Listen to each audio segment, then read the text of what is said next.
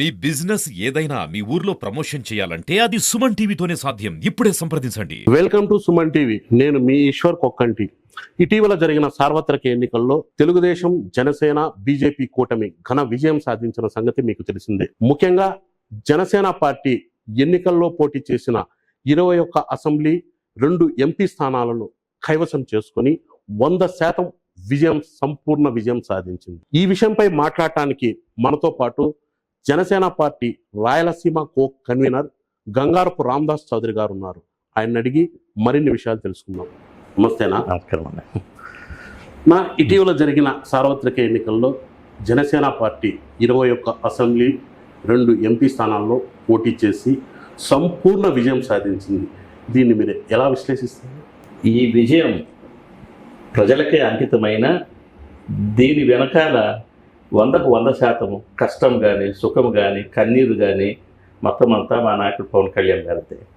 ఆయనని ఈ వైసీపీ నాయకులు హింసించినంత మానసికంగా పలుమార్లు పవన్ కళ్యాణ్ గారు అన్నారు, నన్ను వీళ్ళు సైకలాజికల్ మాటలు పెట్టి నన్ను మానసిక అత్యాచారం చేశారు వీళ్ళు అని చెప్పి.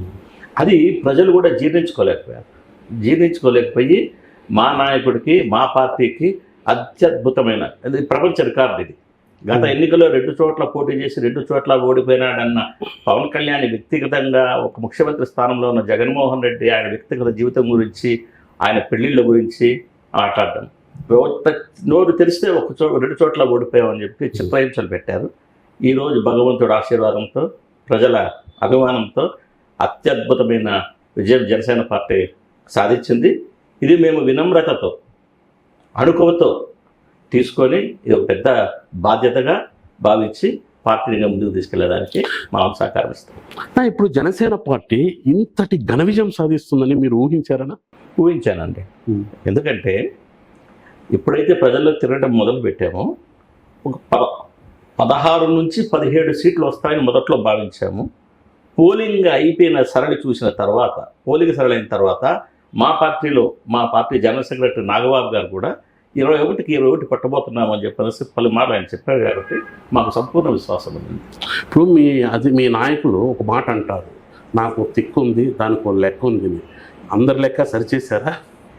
ఖచ్చితంగా సరిచేయటమే కాదు, ఇంకా ఏమన్నా బాకీ ఉంటే కూడా ఆ బాకీని కూడా సరిచేసి జగన్మోహన్ రెడ్డికి, వైసీపీ పార్టీకి ఇంకా ఏమైనా బ్యాలెన్స్ ఉంటే కూడా రాబోయే రోజుల్లో మా నాయకుడు ఖచ్చితంగా లెక్క సరి చేస్తాం. మీ పార్టీ అధినేత పవన్ కళ్యాణ్ని, అంటే మీ ప్రత్యర్థులు అనుకోండి, వ్యక్తిగతంగా ఈవెన్ ఇంక్లూడింగ్ కుటుంబ సభ్యులను కూడా దూషించారు. ఇందులో కొంతమంది పెయిడ్ బ్యాచ్ కూడా, అంటే కొంతమంది వాళ్ళకు సంబంధం ఉందో లేదో మీ ప్రత్యర్థులు, కానీ కొంతమంది సోషల్ మీడియాలో కానీ చాలా దూషణ, అంటే అంత తీవ్రంగా దూషించారు. ఈ మీటింగుల్లో ఈ విషయం మీ అధినేతకు మీకు ఎప్పుడైనా మధ్యలో చర్చలో రావటము ఇట్లా ఏమైనా జరిగిందనా? ఖచ్చితంగా అండి. మేము ఎన్నిసార్లు మీటింగ్లో కూడా, సార్ మీరు ఎట్లా దీన్ని అంచుకొని ఉన్నారో, దీన్ని ఎట్లా మీరు జీర్ణించుకుంటున్నారో మాకైతే అర్థం కావడం లేదు కానీ అని ఒకసారి రైతుల మీద రాజమండ్రిలో కాకినాడలో ఒక సభ పెడితే ఆ సభలో నేను మాట్లాడి మీరు అనుమతిస్తే నేను వాళ్ళని చీజ్ చేసి అడ్డాడతాను అనేటప్పటికీ ఆయన, మా తల్లి మాకు నేర్పిన సంస్కారము, ఎటువంటి పరిస్థితుల్లో వ్యక్తిగత విమర్శలు జోలికి పోవద్దండి, ఇంట్లో ఆడవాళ్ళ విషయాలు అస్సలు మాట్లాడద్దండి అనేక మార్లు మాకు హెచ్చరించారు ఆయన. అది ఆయనకున్న సంస్కారం. జనసేన పార్టీలో అంటే నాకు తెలిసి మీరు 3 దశాబ్దాలుగా రాజకీయాల్లో ఉన్నారు. లాస్ట్ ఎన్నికల్లో కూడా మీరు జనసేన పార్టీ టికెట్ కోసం తీవ్రంగా ప్రయత్నించారు. ఒకానొక దశలో పొత్తులో భాగంగా మదనపల్లి టికెట్ జనసేనకే కేటాయిస్తారు, మీకే టికెట్ కన్ఫర్మ్ అన్న ప్రచారం కూడా సాగింది. చివరి నిమిషంలో ఈ రాజకీయ సమీకరణలో భాగంగా తెలుగుదేశం పార్టీ వైపు వెళ్ళింది. మీకు బాధ అనిపించలేదా? ఖచ్చితంగా అండి. నేను కూడా మనిషే కదా, బాధ ఉంటుంది.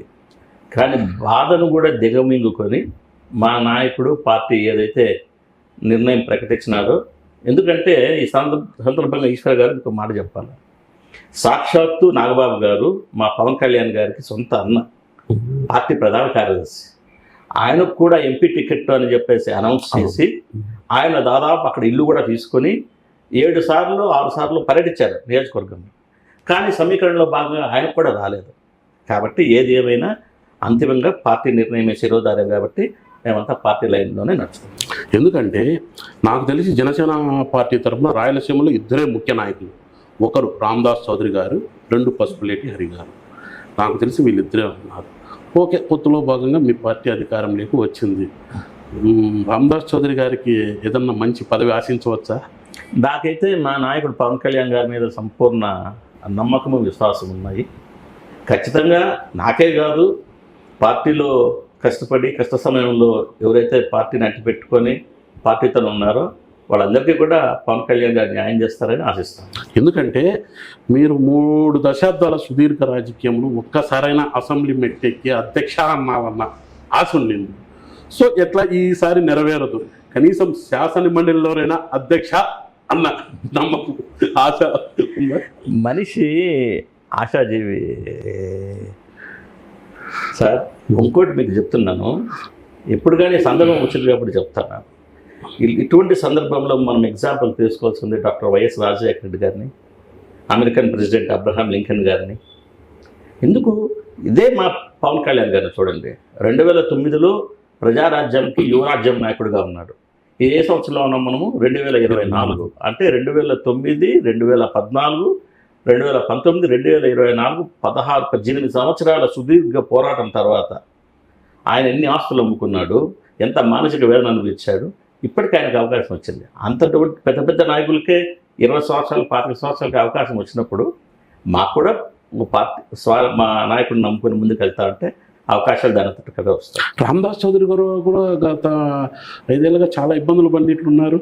ఖచ్చితంగా అండి. 2019 ఎన్నికలు అయిపోయినాక ప్రభుత్వం ఏర్పడిన వారం రోజుల్లోనే పెద్దిరెడ్డి రామచంద్రారెడ్డి క్రషర్ పక్కనే నా మైన్స్ ఉండటం నా అదృష్టమో దురదృష్టమో నాకు తెలియదు, కానీ నా గ్రానైట్ క్వారీలన్నీ సీజ్ చేసి నా మీద ఫారెస్ట్ పీడీ యాక్టులు పెట్టి నన్ను వేధించి ఇప్పటికీ జిల్లా సాధన సమితిలో 3 కేసులు, ఎలక్షన్లు అప్పటికి 2 కేసులు, ఈ మైనింగ్ కేసులు అయితే దాదాపు 8 కేసులు అన్నీ కూడా హైకోర్టులో వేసి ఆర్డర్ తీసుకొచ్చి కూర్చొని ఉన్నాం. కాబట్టి విపరీతంగా బాధ పెట్టారు, విపరీతంగా హింసించారు. ఓకే, ఇప్పుడు రాష్ట్రంలో కూటమికి పూర్తి మెజారిటీ వచ్చింది. అయితే మొన్నటి వరకు అధికారంలో ఉన్న పార్టీ ఇప్పుడు తీవ్ర భయాందోళనలు వ్యక్తం చేస్తుంది. మాపై దాడులు తెగబడుతున్నారు, మమ్మల్ని ఎక్కడ కనపడితే అక్కడ కొడుతున్నారు. Okay, Telugu Desam party, Janasena, BJP ఈ సంక్షేమం పట్ల దృష్టి సారిస్తారా, ఈ ప్రతీకారం వైపు దృష్టి సారిస్తారా అంటే ఏం చెప్తారు? ఖచ్చితంగా అండి. ఈ దాడుల్ని మొట్టమొదటిగా ఖండించింది మా నాయకుడు పవన్ కళ్యాణ్ గారు. ఇప్పుడు చెదురుమదురు సంఘటనలు ఎందుకు జరుగుతాయంటే అది అధినాయకత్వం ఆర్డర్తోనో లేకపోతే అక్కడ శాసనసభ్యుడిగా గెలుపుదైన అనుమతితోనూ జరగవు. అక్కడ కింద స్థాయి కార్యకర్తలు కూడా 5 సంవత్సరాల నుంచి వైసీపీ మూకల దగ్గర, వైసీపీ గుండాల దగ్గర, వైసీపీ సైకోల దగ్గర చిత్ర హింసలు, మానసికంగా, శారీరకంగా, ఆర్థికంగా హింసలు పడ్డారు. కాబట్టి వాళ్ళలో ఒక్కసారి ఆవేశం ఉప్పొంగి జరుగుతామే కానీ ఇవి తాత్కాలికమే. రేపు ప్రభుత్వం పూర్తి స్థాయిలో ఏర్పడిన తర్వాత అటు చంద్రబాబు నాయుడు గారు కానీ, అటు పవన్ కళ్యాణ్ గారు కానీ, అటు పురంధేశ్వరరావు గారు కానీ వీళ్ళందరూ మైండ్ సెట్ తీసుకుంటే మీరు ఇట్లా ఫ్రాక్షన్ వాళ్ళు ఎంటర్టైన్ చేయరు. ఇది బాధ్యత, మా కూటమికి ప్రజలు ఇచ్చిన బాధ్యత కాబట్టి ఖచ్చితంగా బాధ్యత నెరవేరుస్తుంది. ఇప్పుడు ఈ ఎన్నికల్లో జనసేన పార్టీకి కేవలం 21 అసెంబ్లీ, 2 పార్లమెంటు స్థానాలే ఇచ్చారు. ఓకే, ఇచ్చిన దాంట్లో అంతా గెలుపొందారు. మరిన్ని స్థానాలు కావాలని మీరు డిమాండ్ చేయలేదు? ఖచ్చితంగా చేశారండి. మా పవన్ కళ్యాణ్ గారు ఎక్కువ స్థానాల్లోనే ఫస్ట్ లిస్ట్ ఇవ్వడం జరిగింది. తర్వాత సిట్టింగ్లో కొంచెం తగ్గించుకోవడం జరిగింది. చివరికి 24 సీట్లు ఫైనలైజ్ అయిన తర్వాత కూడా ఎక్కడ తగ్గాలో నెగ్గాలో కాదు, ఎక్కడ తగ్గాలో తెలిసిన వాడు నిజమైన నాయకుడు అని చెప్పనేసి మా నాయకుడు నమ్మిన సిద్ధాంతం ప్రకారము మళ్ళా 3 సీట్లు వదులుకొని 21కి పరిమితం అయ్యాయి. ఆ 21 తీసుకున్న రోజు చెప్పాడు ఆయన 100% స్ట్రైక్ రేట్ ఉండాలి. కాబట్టి 20 ఎమ్మెల్యేలు కానీ 2 ఎంపీలు కానీ గెలిచి తీరాలని తగ్గాం, బాగా తగ్గే తీసుకున్నాం. కానీ ఈరోజు అద్భుతమైన విజయం సాధించాం కాబట్టి సంతోషంగా ఉంది. 100కు 100 స్ట్రైక్ రేట్ సాధించారు. సో దీన్ని బేస్ చేసుకొని రానున్న ఎన్నికల్లో సీట్ల సంఖ్య పెరిగే అవకాశం ఉందంటే ఏమంటారు? ఖచ్చితంగా అండి. ఇప్పుడు రేపు డీలిమిటేషన్ అయిన తర్వాత రాష్ట్రంలో దాదాపు 50 నియోజకవర్గాలు పెరుగుతూ ఉన్నాయి. 175 కాస్త 225 నియోజకవర్గాలు కాబోతున్నాయి. ఖచ్చితంగా ఈ ఎన్నికల్లో మేము ప్రూవ్ చేసుకున్నాం కాబట్టి, ఖచ్చితంగా ప్రజలు మాకు మంచి మ్యాండేట్ ఇచ్చారు కాబట్టి మాకు అడగటానికి రైట్ ఉంది, మాకు అడగటానికి అవకాశం ఉంది. ఖచ్చితంగా కూటమి పెద్దలు కూడా ఖచ్చితంగా వచ్చే ఎన్నికల నాటికి మా జనసేన పార్టీకి ఎక్కువ సీట్లు కేటాయించే అవకాశం 100% ఉంది. ఓకే, ఇప్పుడు మీ పార్టీ ఇటు రాష్ట్రంలోను అటు కేంద్రంలోను కీలకంగా వ్యవహరిస్తుంది. సో ఈ ప్రాంతవాసిగా మీరు చాలా డిమాండ్లు చేశారు, చాలా మందికి హామీలు ఇచ్చారు. ఈ హామీలు నెరవేర్చేందుకు పూర్తి స్థాయిలో మీరు కంకణబద్ధుడై ఉంటారా? ఖచ్చితంగా అండి. ఇప్పుడు ఎందుకంటే మొట్టమొదటిగా ఈ ప్రాంతంలో ఒక ఉద్యమం సాగింది, మదనపల్లి జిల్లా కేంద్రంగా చేయాలని చెప్పేసి. ఆ ఉద్యమంలో ఇప్పుడు తెలుగుదేశం పార్టీ కూటమి తరఫున ఎన్నికైన షాజహాన్ బాషా కూడా భాగస్తుడే. కాబట్టి ఆ బాధ్యత ఎమ్మెల్యేగా ఆయనకి ఉంది. మేము కూడా ఖచ్చితంగా మా నాయకుడు పవన్ కళ్యాణ్ గారి దగ్గర తీసుకున్నప్పుడు అనుకూలంగా స్పందించారు. యువగలం పాదయాత్రకు లోకేష్ బాబు మాట ఇచ్చారు, మినీ మహానాడు చంద్రబాబు నాయుడు గారు మాట ఇచ్చారు. కాబట్టి ఏదైతే జిల్లా సాధన సమితి అని ఒక సంస్థ ఏర్పాటు చేసామో మేమందరం కూడా దీన్ని మళ్ళా వాళ్ళ దృష్టికి తీసుకొని పోయి దీన్ని జిల్లా కేంద్రంగా చేపించడానికి సాయశక్తుల కృషి చేస్తాం. ఇంకా మదనపల్లిలో కూడా అనేక సమస్యలు ఉన్నాయి. ఆ సమస్యలన్నింటినీ కూడా కూటమి భాగస్వామ్యంలో ఎమ్మెల్యే కూడా స్పెషల్ ఇంట్రెస్ట్ తీసుకొని సాధిస్తారని చెప్పి ఆశిద్దాం. ఇప్పుడు ఎన్నికల్లో కూటమి ఏకతాటిపై నిలబడి విజయం సాధించింది. అభివృద్ధిలో కూడా కూటమి ఏకతాటిపై ఉంటుందని మీకు నమ్మకం ఉందా? నమ్మకం ఉంది, ఖచ్చితంగా అంటే ఇప్పుడు బాధ్యత ఉంది కదా. ఇప్పుడు బీజేపీ నాయకులు ఉన్నారు, ఇక్కడ జనసేన నాయకులు ఉన్నారు, టీడీపీ నాయకులు ఎమ్మెల్యే ఉన్నారు, షాజహాన్ బాషా ఉన్నారు. కాబట్టి ఈ అభివృద్ధి కార్యక్రమంలో కానీ ప్రజలకు ఇచ్చిన మాటల్లో కూడా మేము ప్రజాప్రతినిధుల మీద ఒత్తిడి తీసుకొని వచ్చి దాన్ని సఫలం చేసే దిశగానే ప్రయత్నం చేస్తాం. ఓకే, ఇప్పుడు ఈ ఎన్నికలు ఒక రకంగా చెప్పాలంటే సునామీనే సృష్టించింది. మహామహులు ఈ సునామీలో కొట్టుకుపోయారు. అయితే రాజంపేట పార్లమెంటు మాత్రం కూటమి గెలవలేకపోయింది. ఇందుకు కారణాలు ఏమై ఉంటాయంటారు? అనేక విధమైన కారణాలండి. అదే చివరి నిమిషంలో అభ్యర్థులను మార్చటము, మొదట్లో అనౌన్స్ చేసిన అభ్యర్థులకి లాస్ట్ మినిట్ వరకు బీఫామ్ వివిధ కారణాల వల్ల దక్కకపోవటము, తమ్మలపల్లి అతను సరిగ్గా ప్రచారం చేసుకోలేకపోవటము, అట్లాగే సుభాష్ బాలసుబ్రహ్మణ్యం గారికి కూడా అక్కడ లాస్ట్ మినిట్లో రాజంపేటకి వెళ్ళటము, అక్కడ కూడా వైసీపీలో ఉన్న నాయకులు టీడీపీలో చేరి ఆయనకు వెన్నుపోటు పడటము, వివిధ రకాలైన కారణాలు. ఎందుకంటే నేను మాట కొన్ని చోట్ల తెలుగుదేశం పార్టీకి ఎమ్మెల్యే అభ్యర్థులకి మంచి మెజారిటీ వచ్చింది.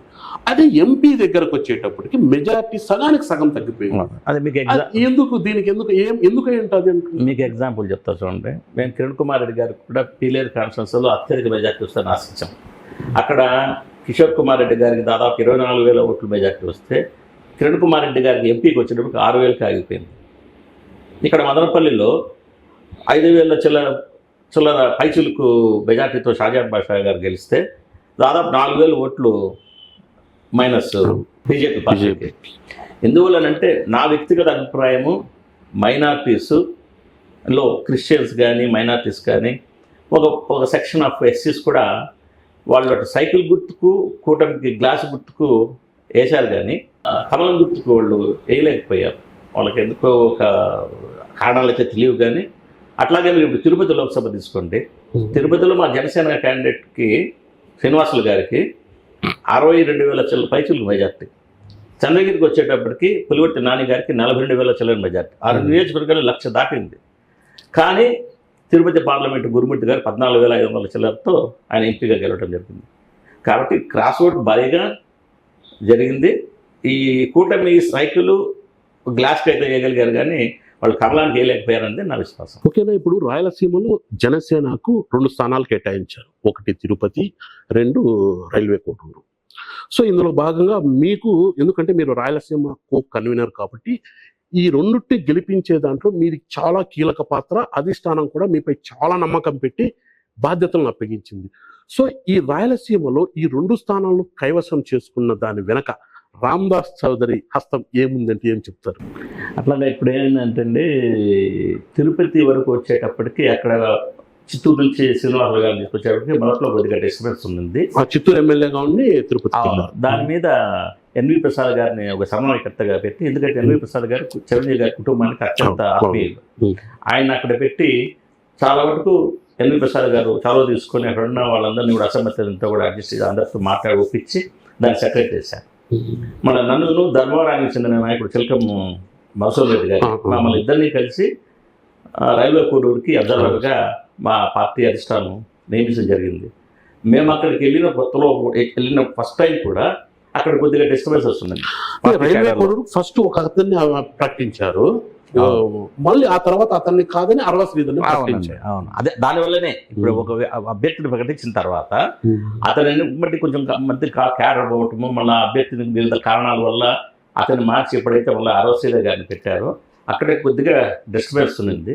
మన చిలక మనసు నుండి నేను పార్టీ ఏదైతే మమ్మల్ని బాధ్యత చెప్పిందో అక్కడ పోవటము, వాళ్ళందరితో సంప్రదించటము, మళ్ళీ అక్కడ ఏమైందంటే తెలుగుదేశం పార్టీకి రూపానంద రెడ్డి గారు ఇన్ఛార్జ్, అట్లాగే కస్తూరి విశ్వనారాయణ గారు కూడా తెలుగుదేశం పార్టీకి దాదాపు 2 సంవత్సరాలు సేవ చేసి ఆయన ఇన్ఛార్జ్గా ఉన్నారు.